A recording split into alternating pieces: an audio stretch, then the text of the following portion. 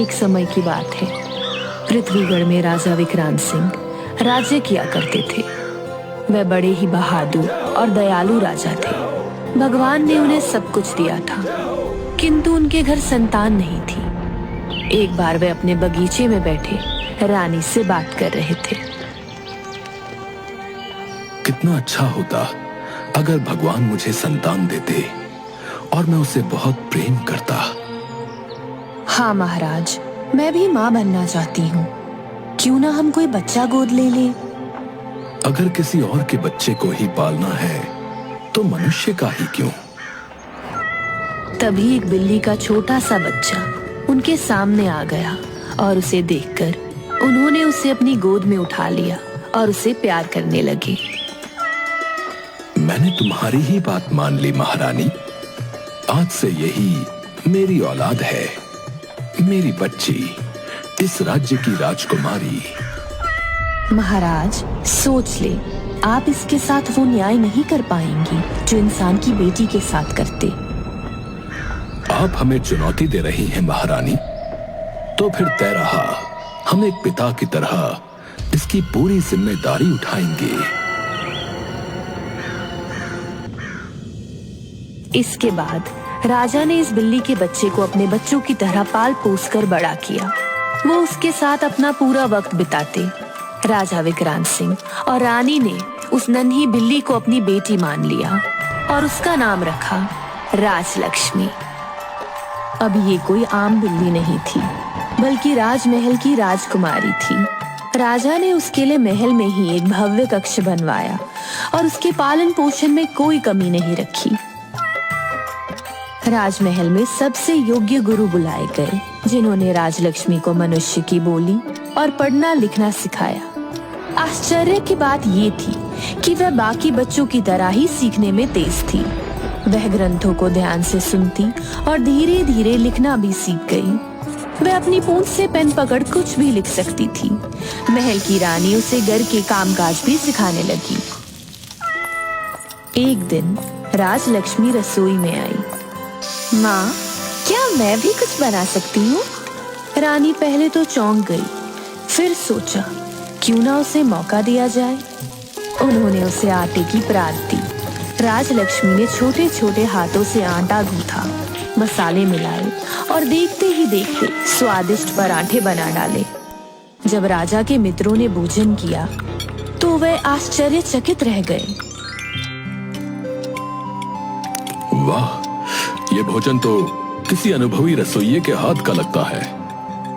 राजन, ये मेरी बेटी राजलक्ष्मी ने बनाया है।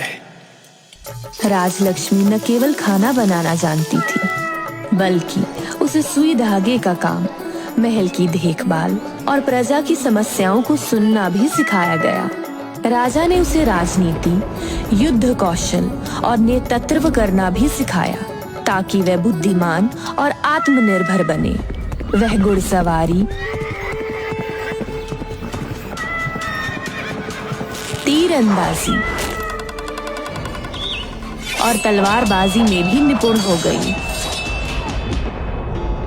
एक दिन महल में विद्वान आया और बोला, महाराज, आपकी बेटी को किसी ने नहीं देखा, फिर हमें कैसे पता चलेगा कि वो कितनी विद्वान हैं और कितने विशेष गुण रखती हैं? क्या वो किसी परीक्षा में सफल हो सकती हैं? राजा ने गर्व से कहा, अवश्य, मेरी बेटी किसी भी परीक्षा के लिए प्रस्तुत है, किंतु अपनी प्रतिज्ञा के अनुसार विवाह से पहले उसे कोई देख नहीं सकता। परीक्षा शुरू हुई। विद्वान ने एक कठिन प्रश्न पूछ दिया। अगर एक राजा के पास 2 राज्य हों, एक छोटा लेकिन शांतिपूर्ण और दूसरा बड़ा लेकिन विद्रोह से भरा हुआ, तो राजा को कौन सा राज्य चुनना चाहिए? राजा को बड़ा राज्य चुनकर वहां शांति स्थापित करनी चाहिए, क्योंकि एक सच्चे राजा का कर्तव्य है कि वह प्रजा को सुरक्षित और सुखी रखे। महाराज, आपकी पुत्री सिर्फ रूप से नहीं बल्कि बुद्धि से भी सच्ची राजकुमारी है। समय के साथ राजलक्ष्मी पूरे राज्य में अपनी समझदारी और गुणों के लिए प्रसिद्ध हो गई। वह न केवल एक स्नेही बेटी थी बल्कि एक निडर योद्धा और विदुषी भी थी। लेकिन अब तक किसी ने भी उसे नहीं देखा था। धीरे धीरे बिल्ली राजकुमारी बड़ी हो गई। महाराज, हमने कहा था ना, आप सारी जिम्मेदारी पूरी नहीं कर सकेंगे। अब राजकुमारी युवा हो गई है, भला इनका विवाह कैसे होगा? रानी की बात सुन राजा के मन में भी एक पिता की भांति अपनी पुत्री के विवाह की इच्छा जाग गई। किंतु मुश्किल की बात यह थी कि भला बिल्ली से विवाह कौन करेगा? राजा ने सोचा, अपनी पुत्री के लिए मैं सबसे अच्छा वर ढूंढ कर लाऊंगा। मुझे महारानी को दिखाना ही होगा कि मैं हर हाल में न्याय कर सकता हूं। राजा दिन रात सोचने लगे और एक दिन राजा ने उपाय ढूंढा और राज के चित्रकार को बुलाकर कहा, शाही चित्रकार, यही तुम्हारी परीक्षा का समय है। एक ऐसी रूपसी का चित्र बनाओ जिसे जो देखे मोहित हो जाए। अवश्य महाराज, ऐसा ही होगा। आप पुरस्कार तैयार रखें। चित्र तैयार होने के बाद राजा ने वह चित्र आसपास के सभी राज्यों में भिजवा दिया और शीघ्र ही नाहरगढ़ के राजकुमार ने राजा की बेटी के लिए विवाह का प्रस्ताव भेज दिया।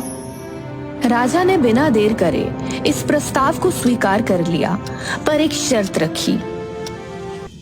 विवाह से पहले न मेरी पुत्री से कोई बात कर सकता है और न देख सकता है। यहां तक कि पुत्री का विवाह भी राजकुमार के चित्र से होगा। वो उनसे तभी मिल सकेंगे जब वो अनुमति देंगी। रानी ने राजा को समझाया ये ठीक नहीं, पर राजा ने उन्हें चुप करा दिया। चित्र को देख इतनी सुंदर पत्नी पाने के लालच में राजकुमार ने बात मान ली। निश्चित दिन राजकुमार बारात लेकर आए और बिल्ली के साथ उनके चित्र का विवाह कर दिया गया। महाराज, आपने हमारा बहुत आदर किया और भरपूर उपहार दिए। अपनी पुत्री के प्रति आपका प्रेम अद्भुत है, लेकिन अब मुझे अपने देश जाना होगा।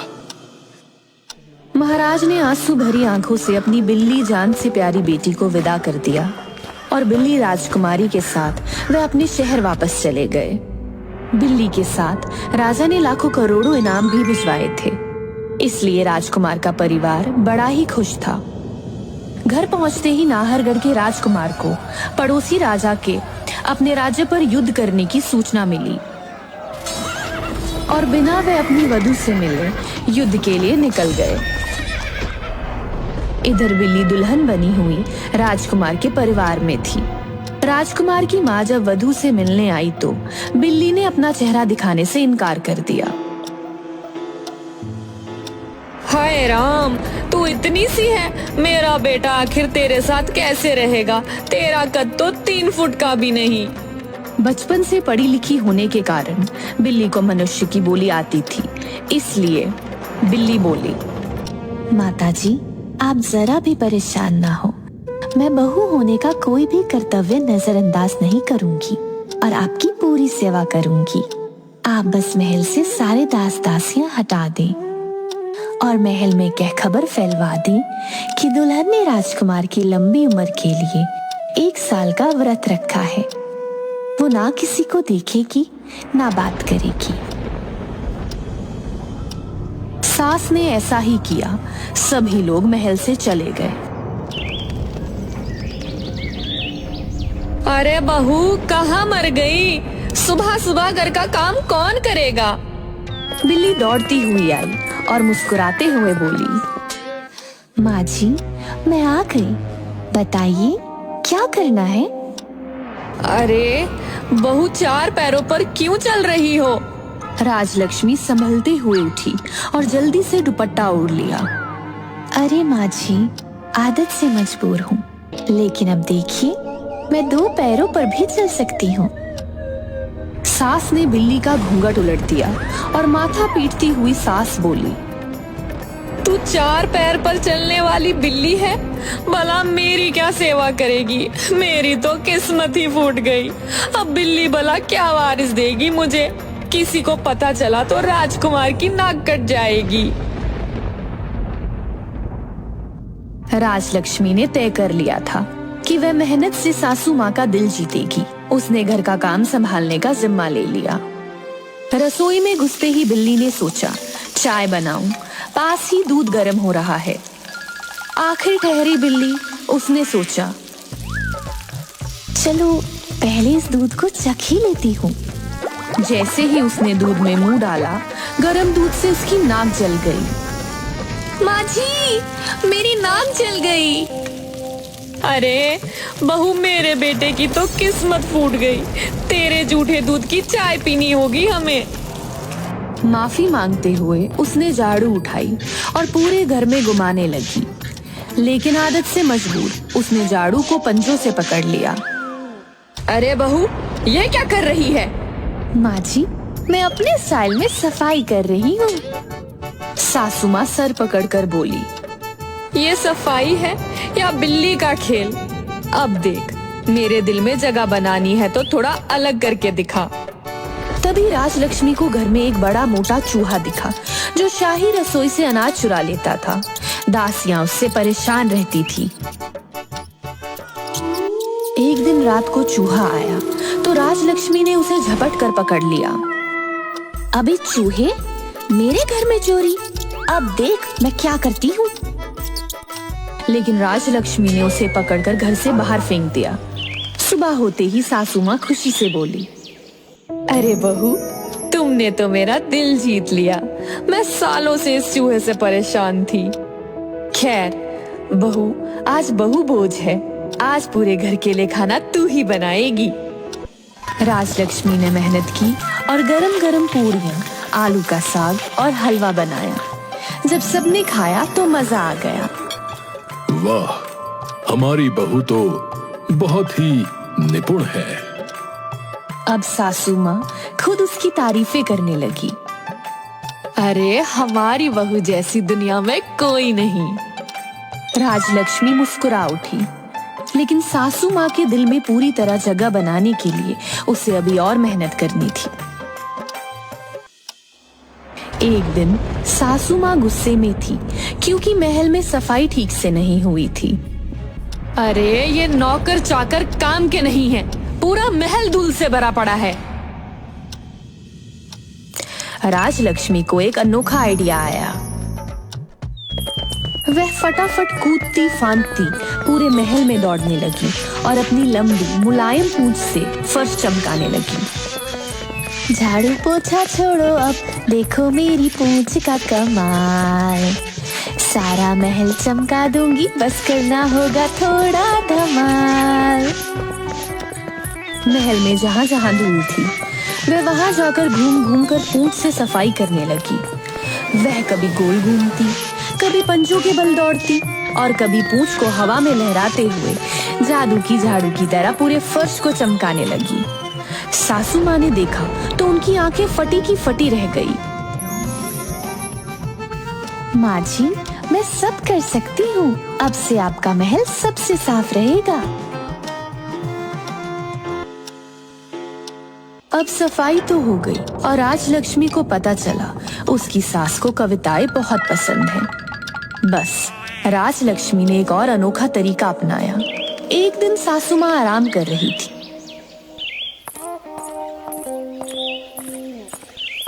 तभी राजलक्ष्मी उनके पास गई और गाने के अंदाज में एक मजेदार कविता सुनाने लगी। सासू माँ कितनी प्यारी हो, गुस्से में लाल मगर दिल से नरम हमारी हो। खाने में बना दे जो हलवा पूरी, आपकी तारीफ में बहू लिखेगी गजब की कहानी पूरी। सासू माँ पहले तो गुस्से में नाक चढ़ाकर बोली, ये क्या नाटक कर रही हो बहू? लेकिन फिर जब उन्होंने देखा तो उनकी हंसी छूट गई। बिल्ली सास बात करती काम झटपट दिन रात, पूंछ से करती महल सफाई, फिर भी सासू माँ की फटकार पाई। अब तो सासू माँ ने हंसते हंसते बहू को गले लगा लिया। अरे पगली, तू तो सच में मेरी सबसे प्यारी बहू है।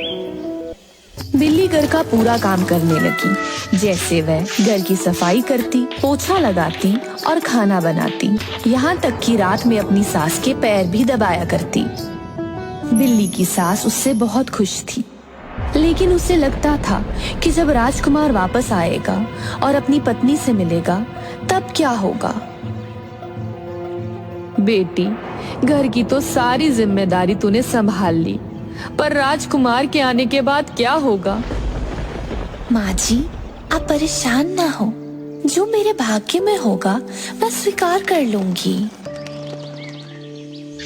एक दिन बिल्ली अपनी पूंछ में झाड़ू बांधकर मंदिर की सफाई कर रही थी तो दूसरी बिल्ली ने उसको इतनी मेहनत करते देखकर पूछा, बिल्ली, तुम दूसरे घर जाकर दूध पीने के बदले इस घर में इतना काम क्यों कर रही हो? राजा के घर रहते रहते मुझे रिश्तों का ज्ञान हो गया। अब मैं शरीर से बिल्ली जरूर हूँ, लेकिन दिल से मैं एक लड़की हूँ और अब मेरा विवाह हो चुका है। मैं अपनी ससुराल वालों की सेवा करना चाहती हूँ और अपने पति की लंबी उम्र चाहती हूँ। अपने घर की खुशी के लिए मैं रात दिन काम करके मेहनत करती हूँ। शायद किसी दिन भगवान मुझे बिल्ली से लड़की बना दे। अरे पगली, भला ऐसा कभी हुआ है? तू कुछ भी कर, पर राजकुमार आते ही तुझे घर से निकाल देंगे। बेहतर है मेरे साथ चल। बिल्ली ने कोई जवाब नहीं दिया और मन लगा के सास ससुर की सेवा करती रही।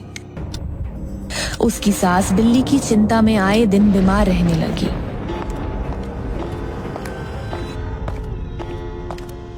आखिर ऐसी क्या बात है महारानी जी जो आपको खाए जा रही है? हो सके तो कृपया मुझे बताएं, मैं आपकी सहायता अवश्य करूंगा। सास ने राजवैद्य को विश्वास में लेकर अपनी सारी पीड़ा बताई। इसका उपाय तो है, पर क्या ये बिल्ली इतना कठिन उपाय कर पाएगी?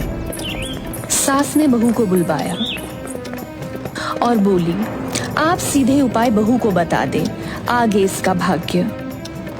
देखो बेटी, आज से 7 दिन बाद पूर्णिमा है और 8वें दिन राजकुमार आ जाएंगे।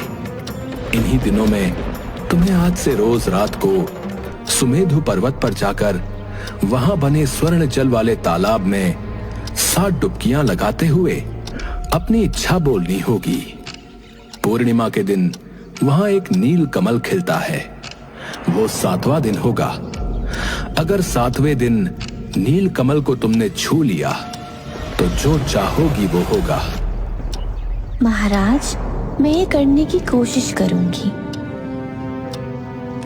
परंतु ये इतना आसान नहीं है। वहां केवल 2 पैर वाले ही जा सकते हैं। अगर तुमने 4 पैर रखे तो तुम राख बन जाओगी। मुझे मंजूर है।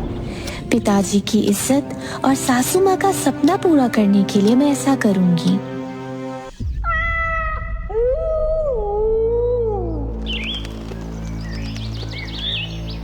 आज आखिरी दिन है। अगर आज मैं नील कमल को छू पाई तो सब कुछ ठीक हो जाएगा। राजकुमार भी राज्य की तरफ लौट रहे थे। जब वो सुमेधु पर्वत पर पहुंचे तो उन्होंने एक बिल्ली को हाथ में डंडे बांधे चलते देखा। उसे कोई मायावी राक्षस समझा।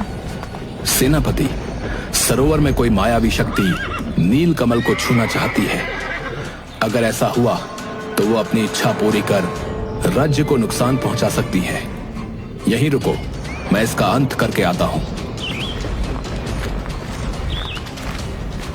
दूसरी तरफ बिल्ली अभी ये सोच ही रही थी कि अचानक राजकुमार ने तीरों से उस पर आक्रमण कर दिया। वो वार पर वार रोक रही थी।